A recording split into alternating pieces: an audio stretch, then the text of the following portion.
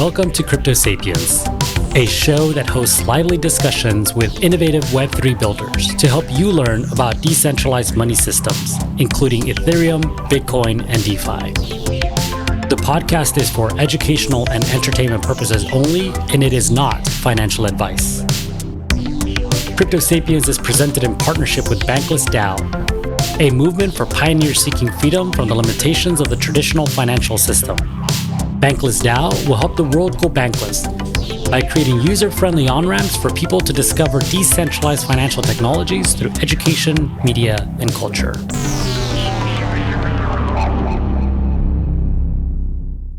Hi everyone, I'm your host Humpty Calderon. Today's chat is with Ben Jacobs, facilitator at Seed Club, a DAO that builds, supports, and invests in tokenized communities. The conversation was recorded in late August. We explore Seed Club, compare it to traditional Web2 accelerators, and discuss the unlock that Seed Club is providing communities and brands that want to leverage the power of Web3. Let's get started. Thank you very much, and I'm honored to be here. I guess just to back up and share a little bit about myself. So I'm from New York originally. I went to school down south in Nashville, Tennessee.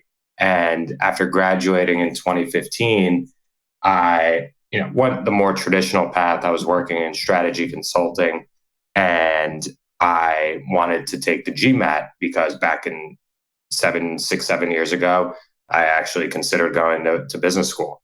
And I always scored well on the verbal portion of standardized tests, but my math scores would lag a little bit behind. And so with 2 weeks leading up to the test, I figured, why not, work with a tutor to try and get my math scores up to par?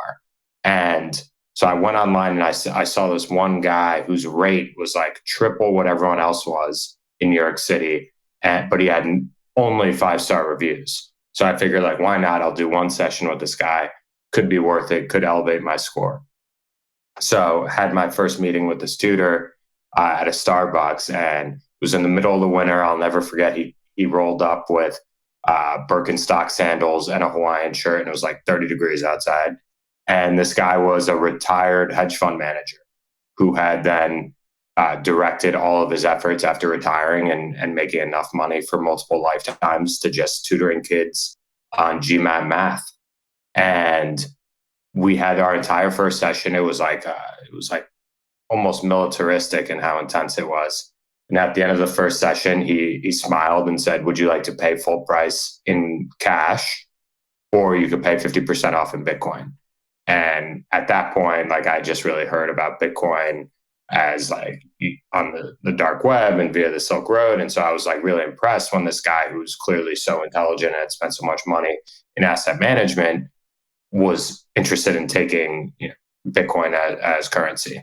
And so from that moment on, we developed a mentor-mentee relationship where all we talked about was Bitcoin, Ethereum, Litecoin at that point, and then blockchain technology.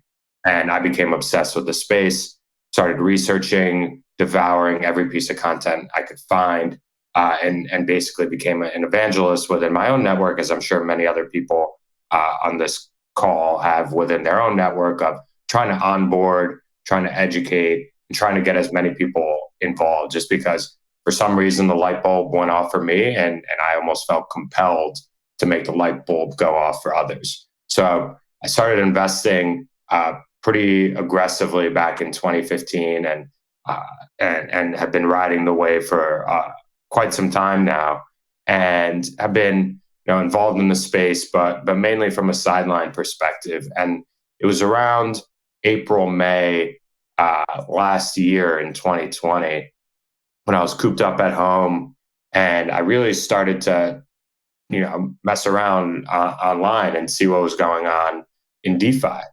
And I was really impressed by all the innovation there between Maker and Synthetics and Uniswap, and then the fork to SushiSwap. And it was just mind-blowing.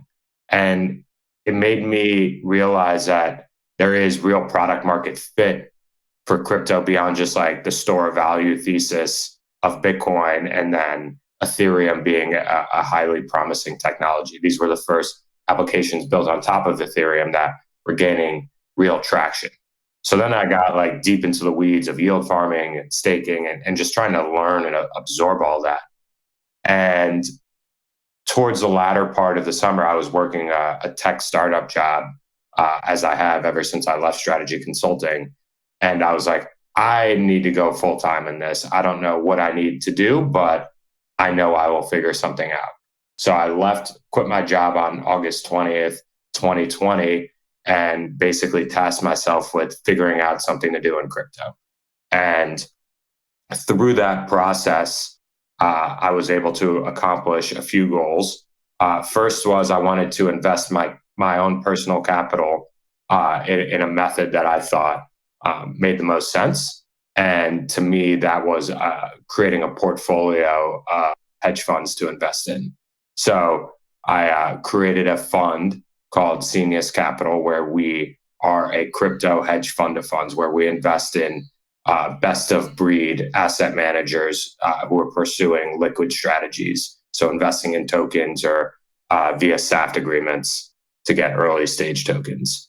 So I launched that on May 1st and partnered with my brother and a best buddy of mine. And we've subsequently been able to raise over $5 million and have around 30 LPs. So I'm super proud of that and really excited to be pursuing an investment medium that I think allows investors who aren't as crypto native to gain exposure to the space beyond just BTC and ETH. In addition to that, last fall, I became obsessed with NFTs and social tokens and DAOs. And I was writing a Substack at the time. And initially it was like, oh, maybe I'll launch a social token to help bootstrap the adoption of my newsletter. And through that process, I got connected to some leaders in the social token space. And ultimately, I got introduced to Jess. And Jess was like, don't launch a personal social token. He was like, you need to focus on creating a broader mission, like a community. What is the community's mission going to be? And to be frank, I didn't really have to me, it was just purely experimental. I didn't really have thoughts of like a community I wanted to develop. And so instead, I just asked Jess, I was like, hey, I want to learn, like, how can I participate? And so this was in January of 2021. And I just asked Jess for nonstop things to do. And I was just trying to figure out where Seed Club, still relatively early stage at that point, needed help. And like, I think a fallacy that many people who aren't involved in DAOs think is that you need to be, a coder, a developer, or you need to have significant crypto experience. And the reality is like, I just kind of been like an investor / trader. I'm definitely not a dev, and I hadn't really been involved on the operator side of crypto at that point.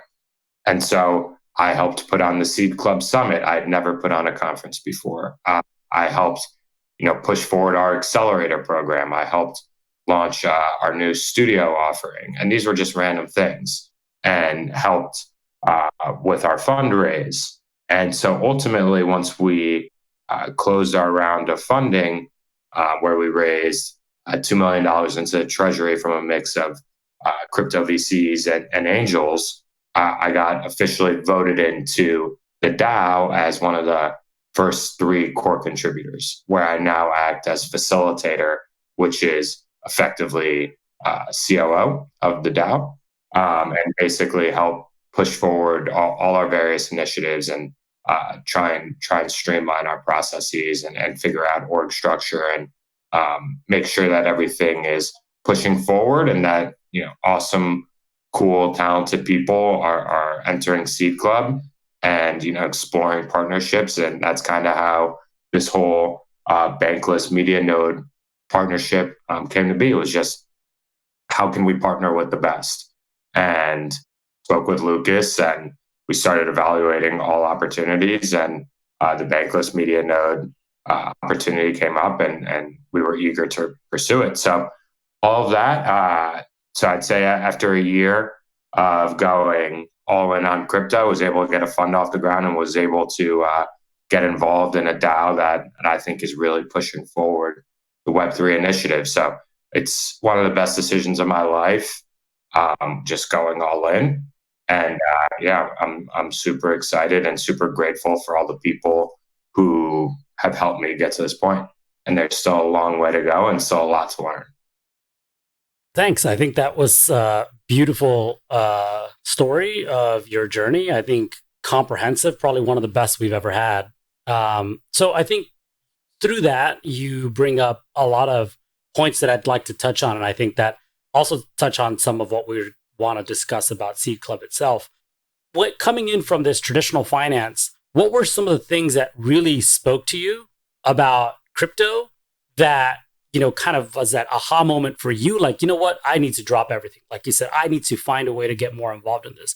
What were some of those things that for you felt like what you were working with, but really was a clear next level step? Yeah, I'd be lying if I didn't say like the APY return potential is eye catching, right? And that's kind of like the top of the funnel. And then you realize that there's a lot of risk involved, and there's a lot of effort and a lot of knowledge you need to obtain in order to maximize those opportunities. For me, what really impressed me was the caliber of the talent and the caliber of the discourse. Like if you look on crypto Twitter and then work your way over, like I didn't even have Discord downloaded until I started reading about DeFi. And then you go into these Discords and you see these brilliant people who you have no idea what their background is. And they are spending a lot of time in Q&A channels, trying to develop FAQs, trying to work through any issues and trying to educate. And I was like, wow, this is such a community. And it's like versus like going to the bank where it's like I feel like I'm torturing them to just try and send a wire. And there's something about being able to have open communication with the team that's building things and having input on those suggestions, and then reading through governance proposals and thinking through of like the value of airdropping tokens to your users. And it just like resonated with me as just making sense. And obviously, then I would start to talk to the people in my network who are far more sophisticated than me. And there's always pushback and saying like, how is this possible? Like, how can you generate 8% yield on your USDC? Or like, how can you trust some random code with like really no stakeholders to turn to? And how is KYC and AML done? And what are the tax consequences? Like, I think you kind of, as all of us know in crypto, it's like there's often a lot of unanswered questions, but by the time anything is perfectly clear, the opportunity is missed. 100%. Well, I think you touch on two things there, and one of them that I picked up was that openness and transparency, which is attractive in this space, isn't just limited to the technology, to the smart contracts, right? But it's also in terms of the community, like you were saying. There's that openness where you can go and join a Discord and have access to these people who are developing these protocols or that are building these communities and help form that through your participation, right? Through your contributions. And so I think that is something that is worthy of, recognizing, is the fact that this space is built on that community, built on that openness, if you will. And the other one, in terms of these mechanisms that are decentralized, I think one of the things that is hard to figure out, especially early on, is the fact that there is a lot of personal accountability that is kind of put on our shoulders. Whereas when you're working with these TradFi technologies, like your banks and your credit systems and other investment platforms, it's all centralized. So the accountability falls on these institutions. However, you don't have any control over any of your assets or any of the mechanisms on the back end. Whereas, when you're working on DeFi, you have this accountability, but this accountability is almost like a privilege of sorts. To be able to have that accountability is because you have full control of everything. Totally. And like, I think that's why I personally like, I understand the high barriers to entry and into participating in crypto, and that it takes a lot of time to learn how to do this. It's scary. It's nerve wracking when you're first getting started. I know everyone knows the feeling of when, they've sent funds into a different wallet and they're waiting and waiting and waiting for it to arrive. And, you're basically having a heart attack. But I think I value that because it forces you to be deliberate and to be thoughtful and to spend the time. And it's like, how many people have learned about finance as a result of seeing the opportunity in DeFi and then wanting to capitalize on that? And I think like financial literacy has gone up significantly as a result of people needing to figure this out on their own and then seeing where they're being exploited via banks and via traditional financial services means. Even like look at our credit score system and biases that are rampant in terms of like lending and borrowing. And so I think the meritocratic nature, the anonymity, like the high barriers to entry are what makes crypto scary for some, but freeing for others. Because once you kind of get over that hump, you're kind of in a position where you have autonomy that's just not available via traditional means. Yeah. And, I think you touch on something else that is, like I said, aligned to what I do in my daily life, which is, working with decentralized identity and reputation in terms of these credit systems, where there are these biases, but also this obscurity where you really don't know, what it comprises and how you can make changes easily. Whereas with, crypto and with decentralized identity and self-sovereign reputation, you have these systems that are open, transparent, and empower the person to be able to make these changes and have full control over that, and then use that to, create these more rewarding experiences, right, in this space. And so all of that is a part of accountability. All of that is a part of, education and learning and falling deep down that rabbit hole as you did. And as many people who are here today likely have gone through, and becoming these active contributors and helping create this technology that helps everyone. It is more of a positive sum versus a zero sum technology. So one of the things that you also touched on, which I think helps lead us into the next step of our conversation here, and that is about Seed Club, is in terms of contributors. Once you fall deep down that rabbit hole and you learn and you become this active, participant in the space, you're yield farming or you're just kind of listening to these community events, but you actually want to take the next step and become a contributor. These Discord communities, these DAOs are now facilitating that in a very simple way, in a way that is really seeking and almost demanding that contribution of individuals. And through tokenization of these communities, you have ways to also incentivize them so that they can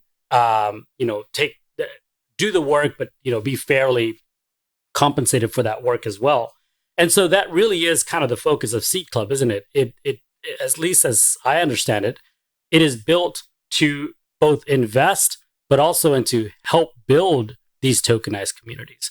So why don't you give us an introduction to Seed Club? What is that genesis story, where it came from, when it started, and what is its long-term vision?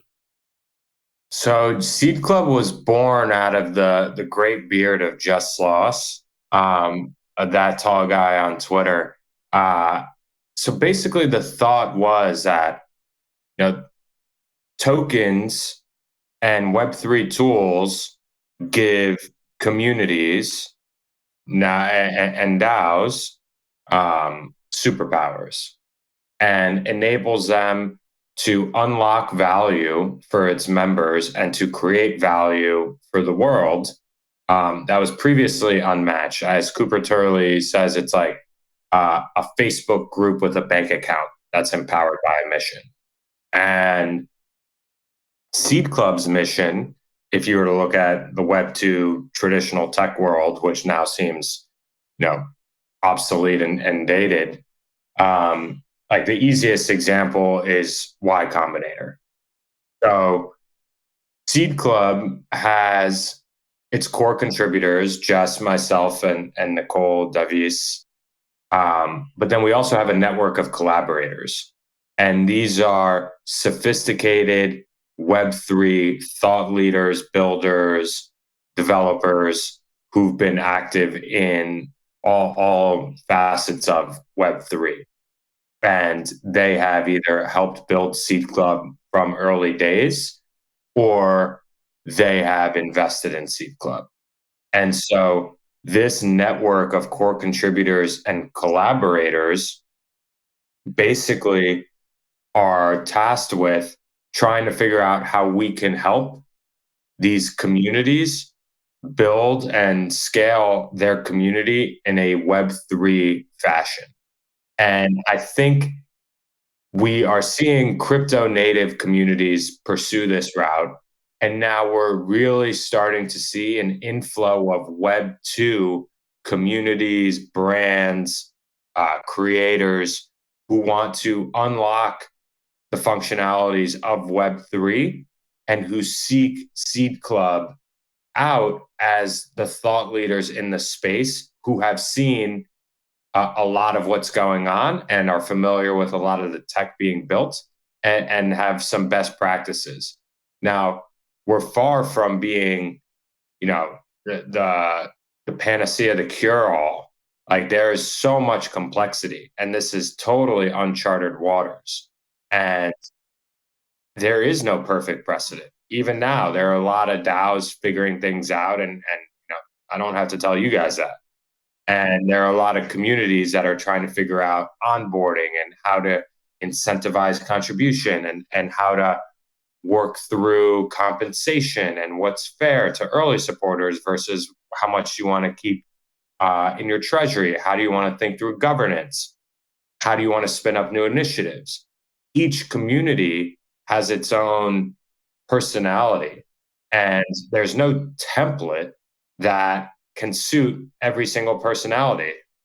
And so you really have to approach every project and community with fresh eyes, in that all the tools and there are new tools being developed every day, but how can we come up with creative solutions to support this community's specific needs? So the way Seed Club does that is Seed Club has two main lines of quote business. The first of which is kind of like the flagship product, which is our Accelerator.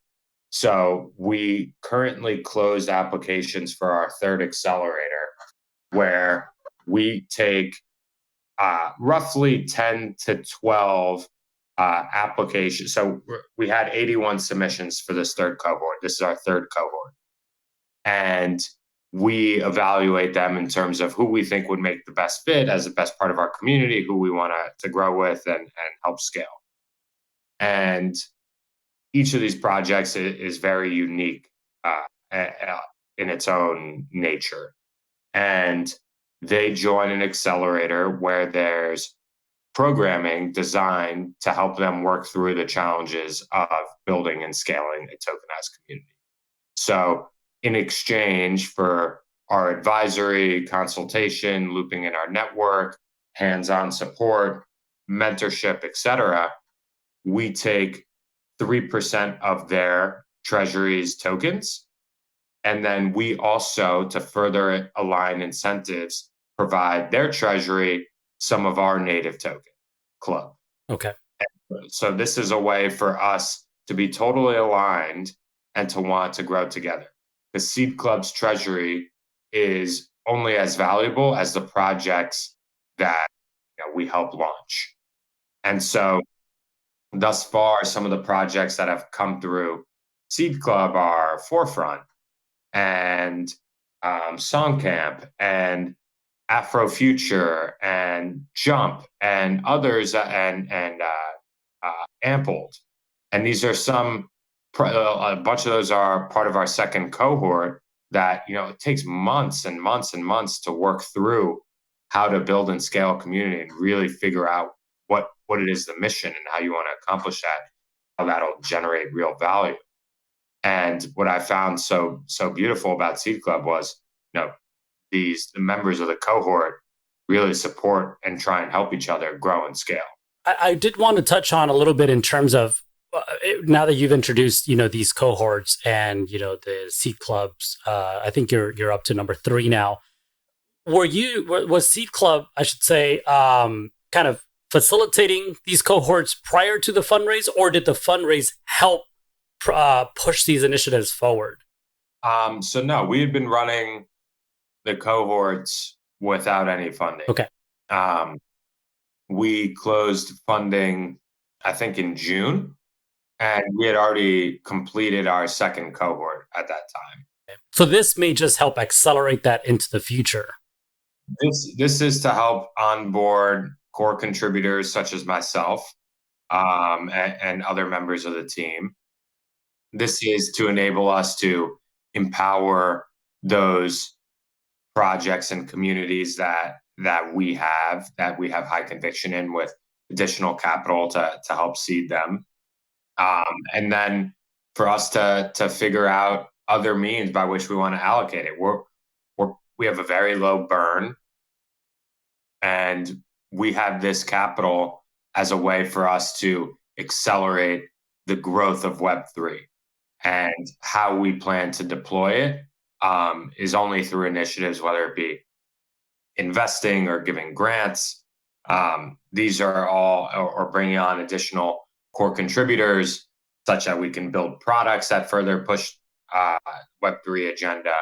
Like, these are all things that we have dry powder now, and so we feel confident in our ability to really hit our stride and scale as quickly as possible, and in turn also help these communities who are coming through our Accelerator and our Studio offering. And just to quickly touch on Studio is basically the same thing as the Accelerator, but we take a far more hands-on approach. Okay.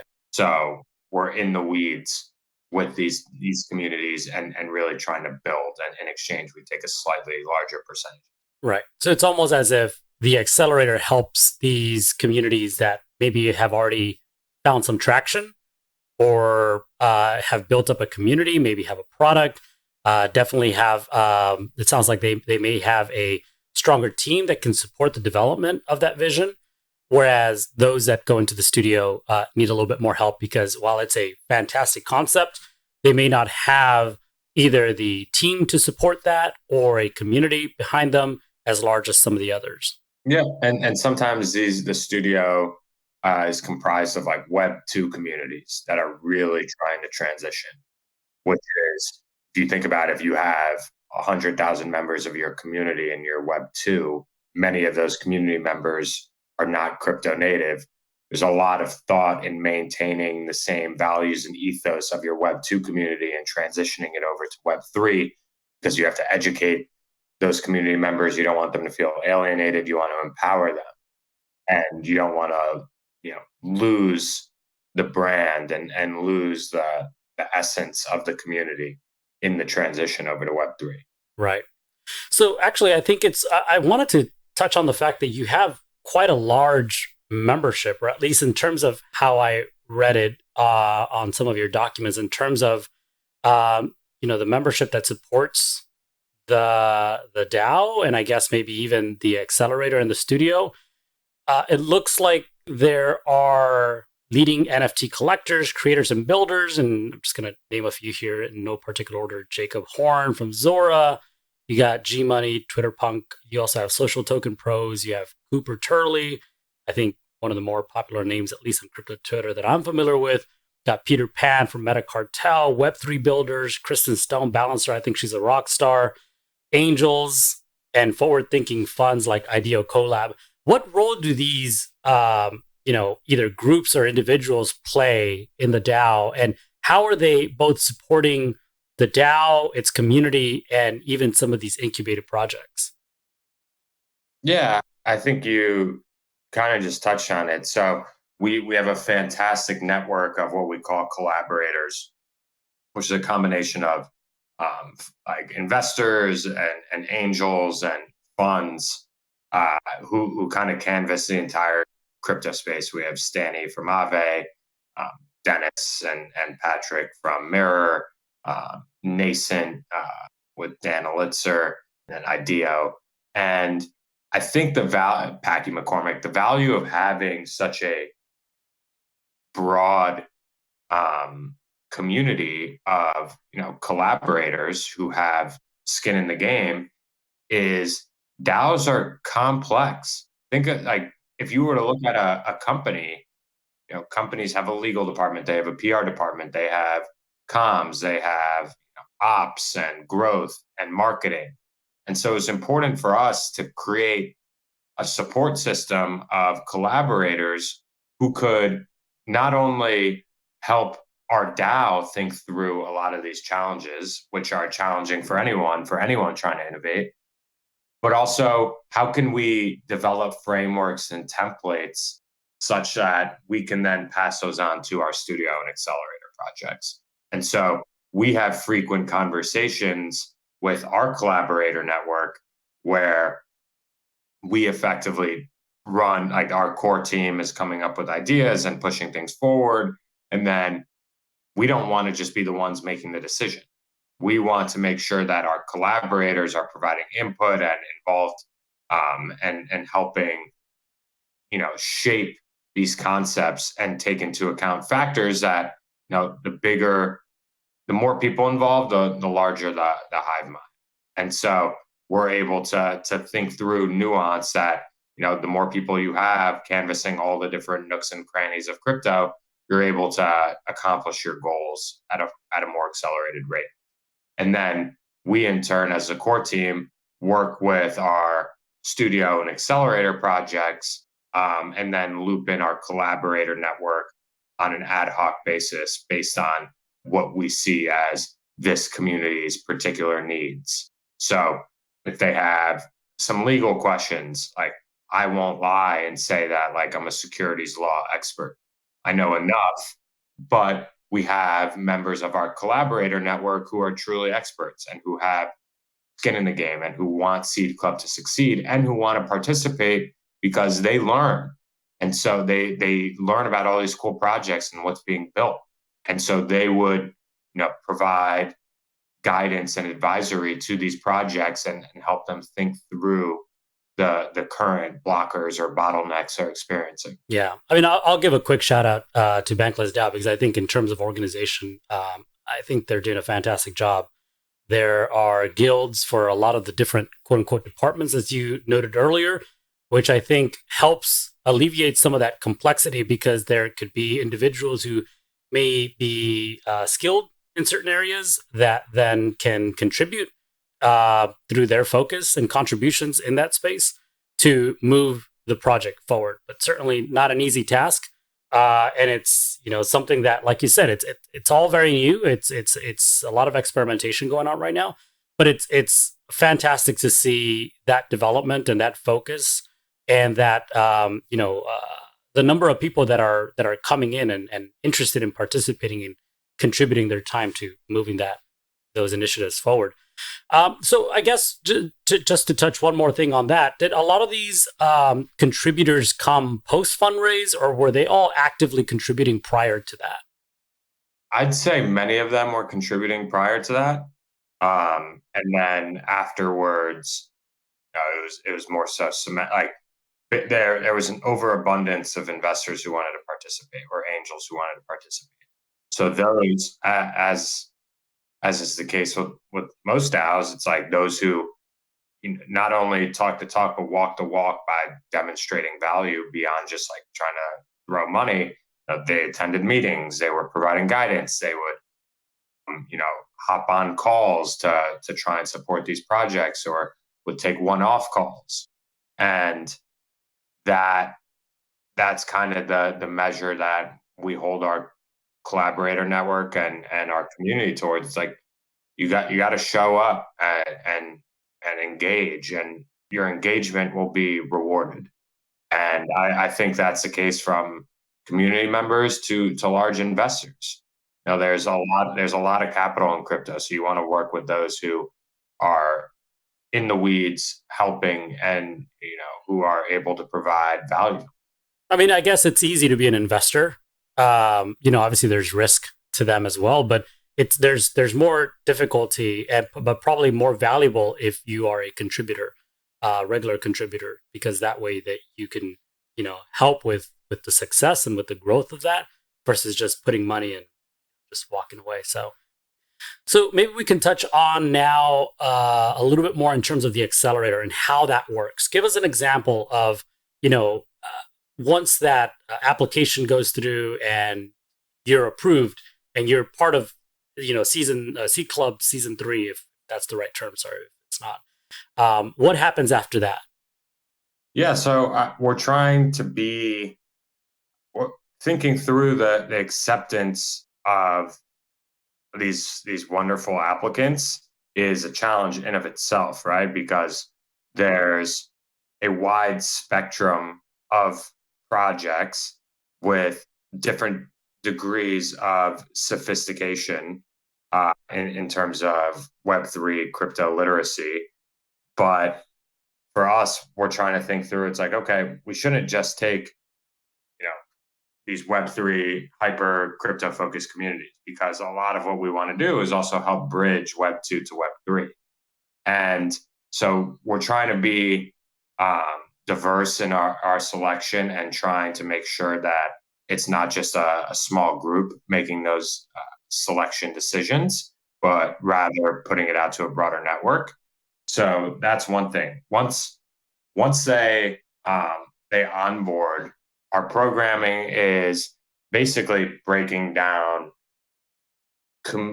token communities into its various parts. So thinking through community growth, thinking through fundraising, thinking through governance, thinking through token distribution and tokenomics. Each of those requires substantial thought. So right now, as we're developing the program for this next cohort, we're really thinking through how given what's going on in crypto, can we structure it such that it's providing as much value as possible. So we may have a session fully dedicated to Mirror and the tools that Mirror provides its projects or its creators. And we're trying to think of what are the biggest pain points. If you were to launch a DAO from scratch with some particular mission that you had, where would the bottlenecks be? And I think that's how we're trying to think through. So it's like you'll have multiple meetings a week where you'll be meeting with the Seed Club team, but we'll also be looping in members of our collaborator network to talk on specific topics. Basically, they're presenting, but then there's open Q&A. And then there's also a mentorship program that we're developing for those communities who have successfully launched a token and who have either gone through Seed Club's cohorts previously, or who are established players in the space who want to provide advisory to these new projects that are coming down the pipeline. And then what we found is there's significant bonding among cohort members, because they're all trying to figure out this big, complex, hairy thing of tokenizing a community. And they're doing it through the lens of their own project, but many of the problems and challenges are the same. And so they have this built-in network where you're effectively trying to work through these problems together. So we've seen these cohorts form their own independent workshops where they work with one another, and almost like almost if you look at like an on deck, it's like if you're part of like a on deck cohort, like you're networking and trying to work together with other members of your cohort to support each other.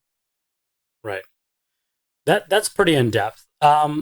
So one of the things that I think is very interesting here, is a stat or a metric that I found in terms of the growth, and I guess more importantly the impact that Seed Club had in its first 8 months.